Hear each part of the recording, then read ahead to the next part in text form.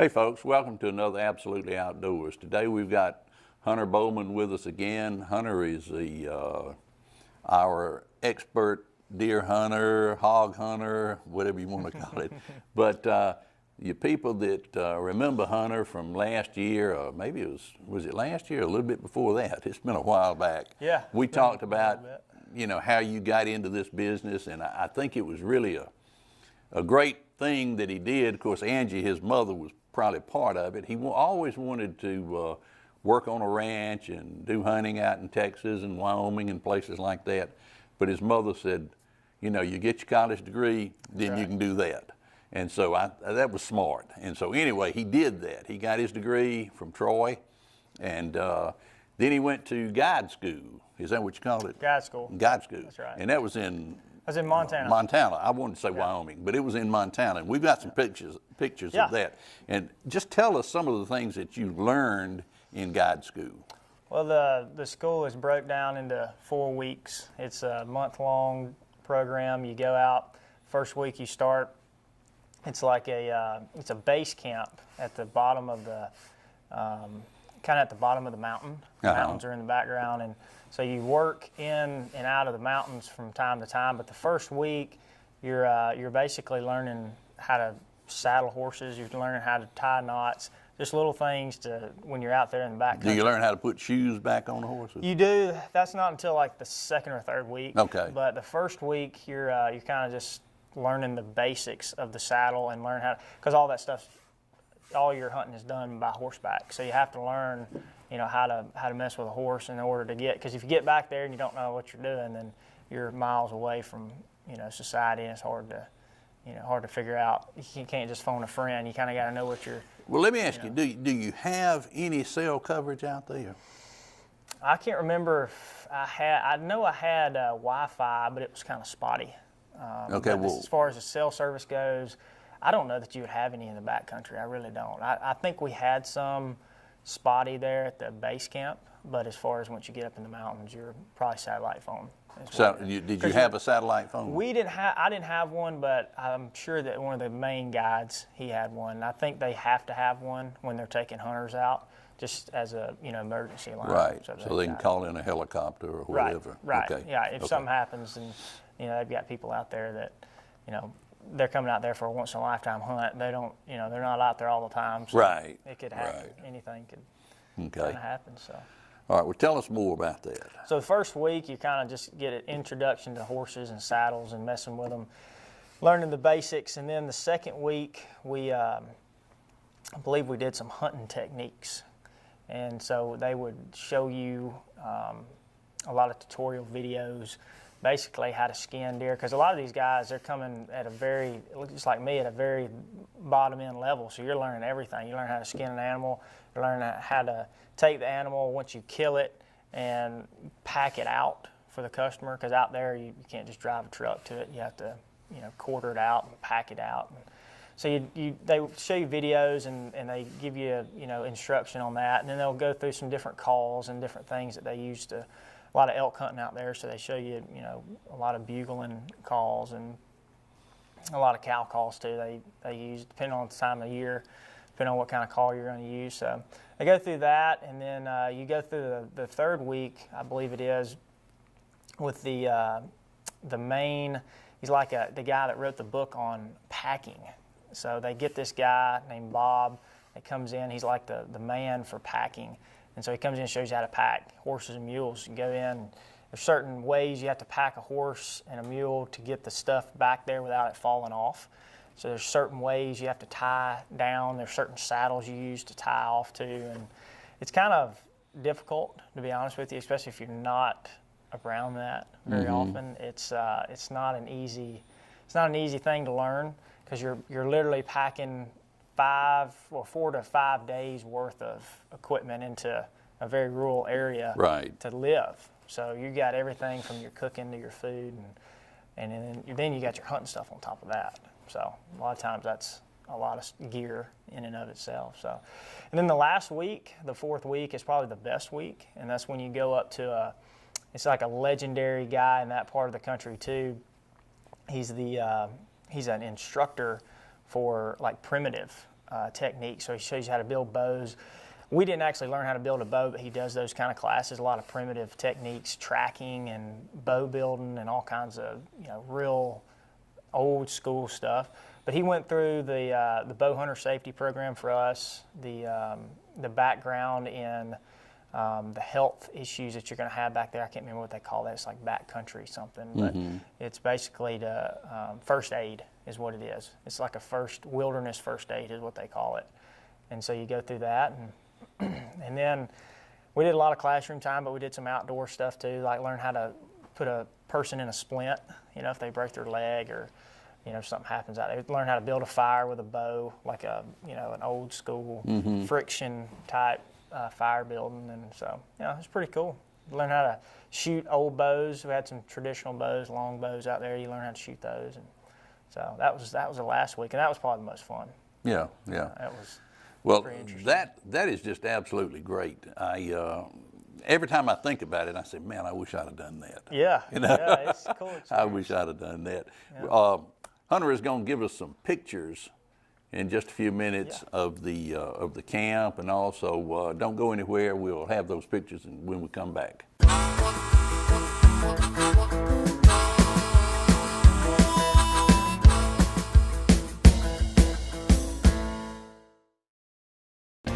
Hey folks, I'm Bear O'Brien, and over the last 40 years I've been able to share my mornings with you on radio, and I've also been able to share my inspirational message every morning. It's a chance for me to share my faith with you.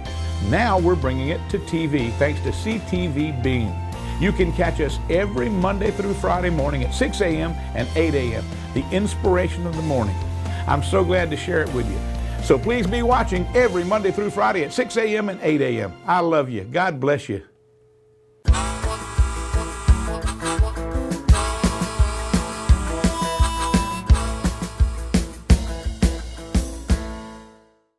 Hey folks, welcome back. We're with Hunter Bowman here, and he's going to show us some of the pictures of the base camp, and then just go ahead and explain what you're going to show us. Yeah, this is the first picture here. This is Bob showing us how to pack. This is on a mule, and it looks, the way he makes it looks relatively easy, but as you look a little bit closer, he's got ropes on both sides of this paniard, or whatever you want to call it. They call them panniers out there, just for packing stuff into. It's basically like a box, but a lot of times they're real durable boxes. So he's got ropes on both sides coming over, and these panniards on the sides are for loading storage stuff, and then on the top they use them for you can put antlers up there. So like, say for instance somebody kills an elk, and they need to pack out the antlers, or elk antlers are very huge, so they would tie those on top, and they were doing it in a way that obviously it wouldn't fall off. But to take rope and to tie all that down, you don't use crank straps, because it's not that would be the easy way to do it. But the traditional way of doing this is very integral, the way they run the ropes, and it's not easy. I can't remember a lot of it because it was a lot of information. But this guy was like the master at it. I mean, he could really do it well. So that's a picture of him showing us how to pack. And then this picture here is actually probably one of my favorite pictures. It's on top of the mountain the day we went and did basically a scouting adventure. We were going out there to kind of do a mock hunt. So you're going out, you're not really hunting, but you're doing everything in prep for a hunt. So we got up at like 3 that morning, got all the horses rounded up, packed everything on them, rode out in the woods, tied the horses off, then we hiked up this mountain. And this is in June, and there's still snow as tall as, that's me in the front, there's still snow as tall as I am in June on top of that mountain. So no, this was in Montana. Yeah, this is still in Montana. This is Okay. actually right behind the base camp. So the base camp's at the bottom of the mountain. We did most of our work at the base camp, and then as you go up into the mountain, that's where you do a lot of your hunting. So this is, I can't remember the mileage, how far we went in that day. I want to say it was like 15 miles or something, but I can't remember exactly how far. But you ride in on horseback, and you get off, and then you tie your horses up, and you hike the rest of the way. And this was a really hard day. This was the day that I realized that maybe hiking in the backcountry wasn't for me, but it was a great experience. So, Yeah. and then this is a picture, just like I was saying earlier about packing the antlers. This is how you would pack the antlers here. Here's a demonstration of him showing us how to pack. Never, elk I've antlers. seen it on television when they pack the antlers, but I never really thought about it having a special way to pack them. Yeah. This guy here, this is like a dummy horse. It's basically a 55-gallon drum on a set of welded, kind of like a sawhorse. Is basically what it is, and he's got the 55-gallon drum representing the horse, and so this is him. He's got wrapped. Something wrapped, I can't remember what he put in there, but it's canvas is what they use up there. Canvas is a real durable tarp. Instead of using a tarp's not going to last that long because it's going to come apart. Canvas is what they use, and so this is something wrapped in canvas, and then the elk antlers are hanging on top of that. Just to give it, if you didn't put anything up under there, the antlers would just ride and they'd flop like that. So you need something to tie to. Right. So that's a picture of him showing us how to do this. And then this is the last week. This is a picture of basically every North American animal head on this guy's table here. And so he's got all kinds of stuff you can see here. Everything from like a little bitty weasel or a rodent all the way up to, there's a whitetail and a mule deer and then a hog. I think that's a hog skull on the side over there.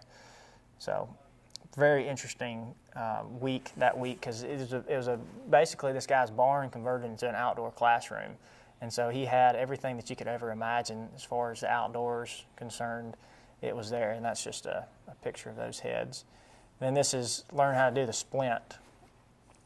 So you To learn set a broke leg or something. set a broke leg just to get you back. Right. If you're 10 or 15 miles back and you can't get a helicopter. Helicopter's kind of expensive to get it in there and stuff. So this is just a way to, something happens to somebody out there, you're able to get them back. So that's actually me. That's the instructor showing the class how to do that. Okay. So Okay. All right. Well, Yeah. good. Don't go anywhere. We'll be right back.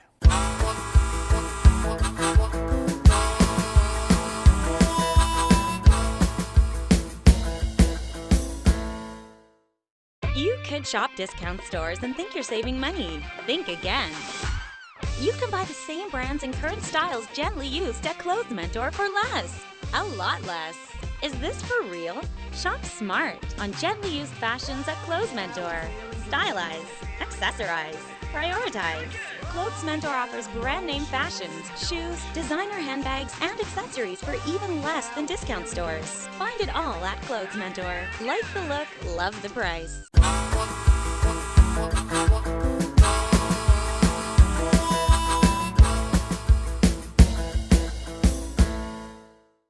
Hey folks, welcome back. We're with Hunter, and we're going to talk more about Hunter's hunting experience.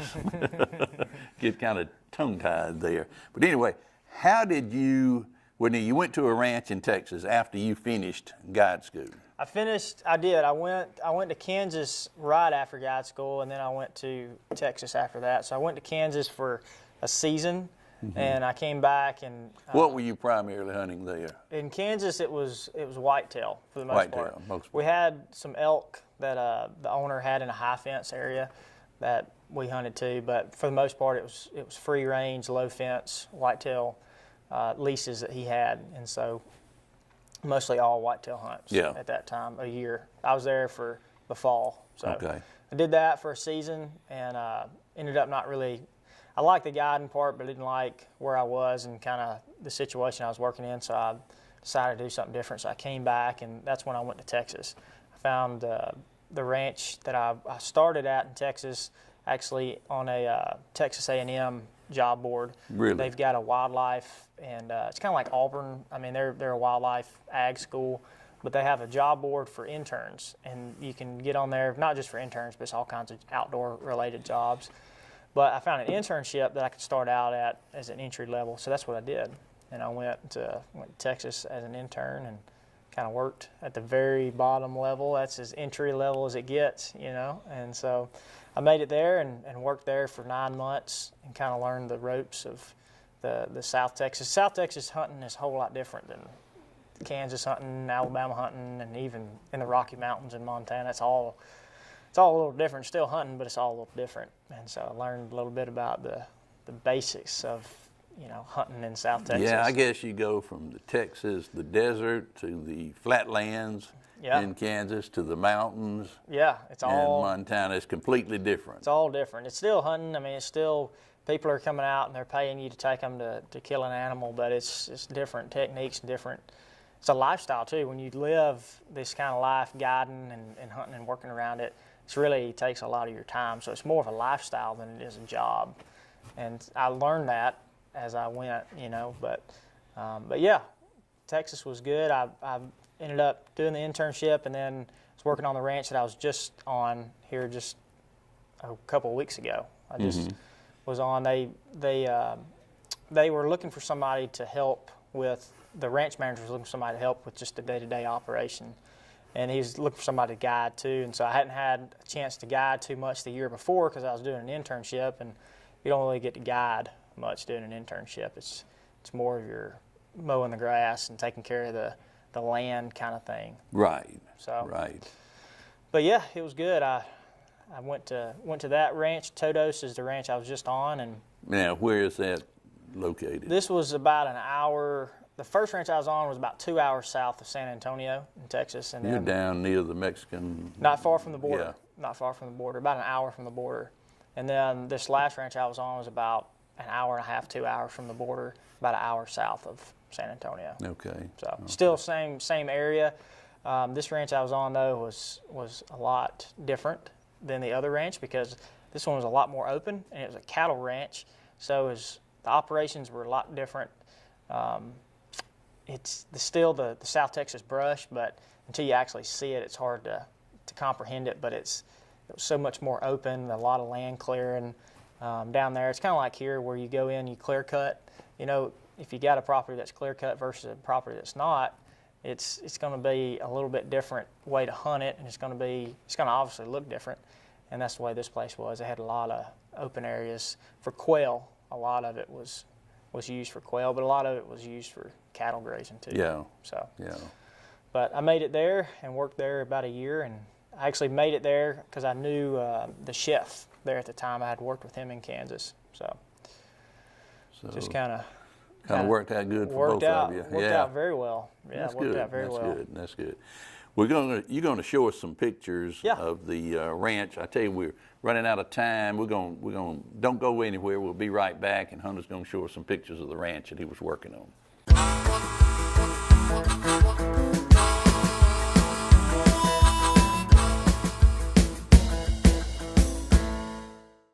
I've been in pain for like 35 years. It was incredible. It was terrible.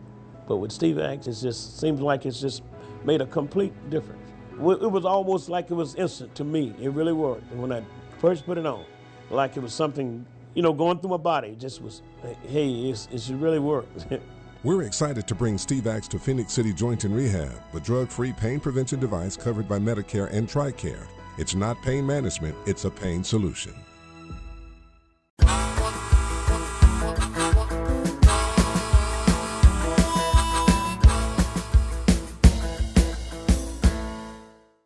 Hey folks, welcome back. We're with Hunter Bowman, and he's going to show us some of the pictures of the ranch that he worked at in Texas.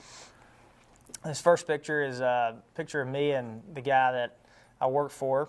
This is probably one of the biggest deer that was taken off of this ranch. It was a 9.5-year-old whitetail, which a lot of people that know whitetail, 9.5 is almost unheard of. Doesn't exist usually in Alabama and Georgia. This deer was huge by every imagination. It was just ginormous, but he had a problem. He had some kind of I don't know if he had cancer or what they decided it was, but he had an issue health-wise, so they shot him.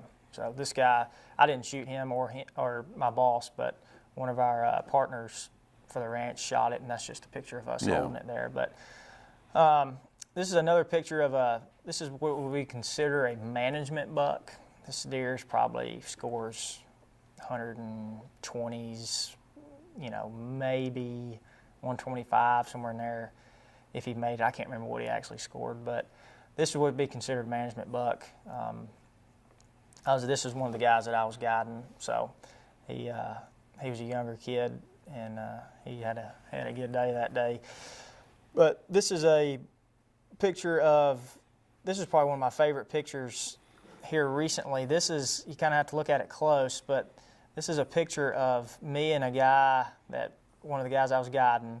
We hunted that morning, and this is a doe in the back of this flatbed, and the kayak is on the back of the truck because the doe had to be retrieved out of the pond once he shot it. Yeah, he didn't make a very good shot, and so our blood dog found the deer and jumped it into a pond, and actually had to water retrieve that deer, which is very rare to have to do, but very fun, very fun experience to get it out with a kayak. This is probably the most interesting picture that I have. It's a guy with a traditional bow. This is the first traditional bow kill on this ranch ever, since these guys have started. I was with him too that morning when he shot that deer. It's a close shot. It's only a 10-yard shot, but very interesting picture there, and very fun for that guy because he didn't get to hunt a whole lot throughout the year. I think he was a real estate sales guy, so he didn't spend a lot of time in the woods, but every chance he got, he made the best of it. And that day, that was a lot of fun to have him.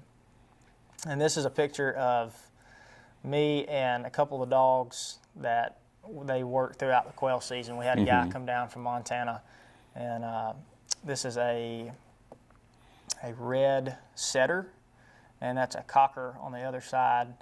And for retrieving. The cockers were retrieving and flushing dogs, and then the setter was one of his kind of up and starting quail dogs. I mean, he would go out and point. Wasn't a flusher or anything like that. So that was a picture of a good day. And then this is a picture of one of our better spots. This wasn't a ranch. Can't really tell from the picture, but it was a beautiful day that day. But this is a place in South Texas this is the kind of cover you want to hunt.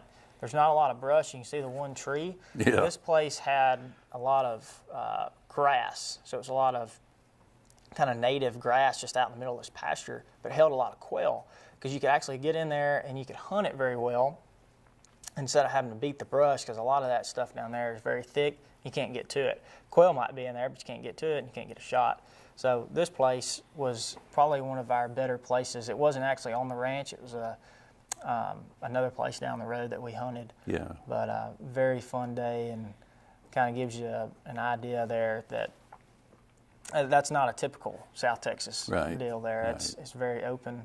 This would be a typical South Texas picture here. It's a dog on point. This is that red setter, very thick in the background. Yeah. It's got some openness down on the bottom there, which is what they want, so they can get in there and get a shot off. Sometimes they do point in that brush, and we have to go in there and shoot them. But I mean, it's the tough. percentage of you shooting the bird is very low. Right. So, right. but that was just a picture of a real pretty point. And then this was kind of the best picture quality that I have. This was taken by one of our members' sons. He's big into photography, and this is a picture of the two dogs getting water from the top of the Ranger there. The water's on top, but the dogs are drinking. It's a pretty interesting picture. Very, very high quality. Gives you almost like an art. You could paint a painting after that or something. Right. But that's just a couple of the good dogs that he had from Montana. I think he brought down like 16 dogs. So that was good. That's good. Good picture. Figure I'd throw that in there. That's good. Pretty That's neat. good. All right. Well, that about winds it up, Hunter. We sure appreciate you coming. Yeah, I was looking at that University of Kentucky cap you got on there. Yeah. And I know that's your mother's cap, isn't it? She's from Kentucky. Yes, she is. Yes, Yes, she is. Okay. Yes, okay. sir. All right. Well, again, we appreciate you coming. Yeah, thank you for the opportunity. And we're gonna start fishing pretty soon, and Hunter's gonna fish with us some. We're going striper fishing, and we're also going crappie fishing, and we're going bass fishing. But the times that we had set up in the last couple of weeks have been real bad. The weather either is raining or freezing or something, so we've canceled. I think we've canceled Chris, our cameraman, about 5 times. And so anyway, we're going to be starting our fishing, and we're going to do a show on turkey hunting. So, you know, Sounds good. keep watching, and also stay tuned and see the thought for the day. Thanks for watching. I'm Steve Abbott. This is Hunter Bowman. See you next week. Hi, this is Erica Franklin with Absolutely Outdoors here at Magnolia Green Plantation.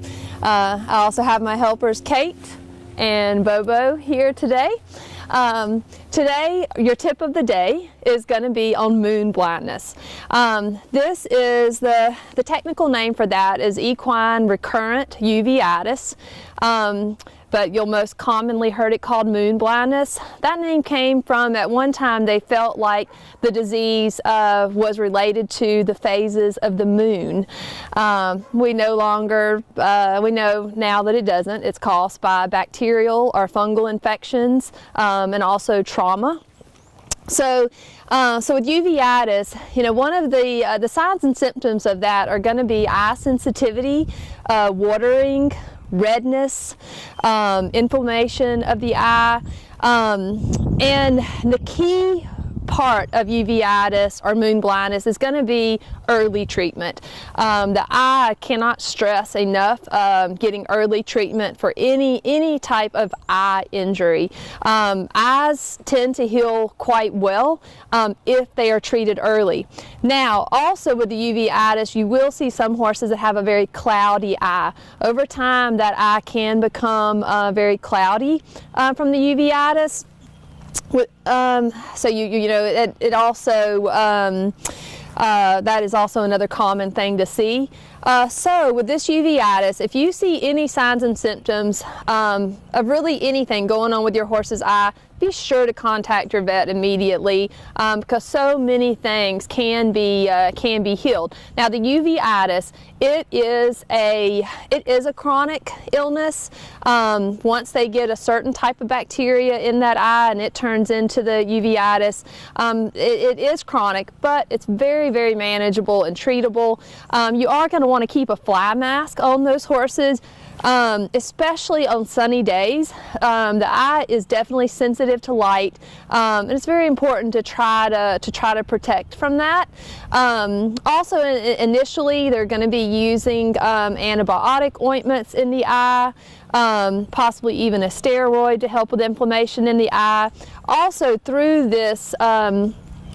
Through the time of a horse having uveitis, they'll probably also be using some Banamine for the horse when they do have a flare-up of the uveitis. The Banamine is a very good anti-inflammatory that is used to even help with inflammation in the eye. You've probably heard Banamine before for colic and things like that.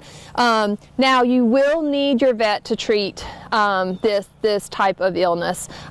These are prescription medications you'll need, but once the vet comes out one initial time, gets you set up with the medicine, diagnoses the horse, it's something that you will be able to manage the rest of the time, most of the time. It's not something that you're going to need the vet all the time for. Just initially get the diagnosis, get the treatment, get the medications, and then you'll be able to manage this on your own. The vet can show you how to apply the eye ointment. Make sure your fly mask is staying clean. I would recommend owning 2 fly masks so that one can be being washed and dried while the horse is wearing the other one. That is always important. And just, don't give up. Eyes do take some consistency to heal. Get early treatment, stay consistent, and you can manage your uveitis in your horse. Thank you so much. This is Erica Franklin with Absolutely Outdoors at Magnolia Green Plantation with your tip of the day.